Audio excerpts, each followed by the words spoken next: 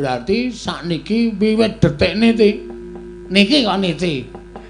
Wiwit detik ini pukulan Bathara Guru lereh le dadi dewa. Percuma sampeyan tak takoni bapakku ora ngerti, aladene ngondange dewa kuwi ngerti sadurunge winarah. Ngerti marang mobah musi ing titah. Mana kenyataannya? Sampeyan tak takoni bapak kula ora ngerti kok ngerti kahanan jagat iki, Jur. Piye wis aku tak takon? Hah? Aku kudu piye? Di ngatos-atos ya, Dik. Ngatos-atos. Bagong mripatipun sampun mendelik kados ngoten iki ngatos-atos.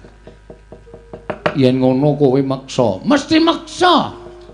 Pokoke aku nek kula nek durung entuk keterangan bapak kula sapa, Taunana Windanana kula ajeng teng kayangan. Tenan kula ora ngapusi ajeng kula gawe geger kayangan. Kula ajeng teng pundi-pundi pokoke. Ayo, anggere nesu nak ngendi di sini ta.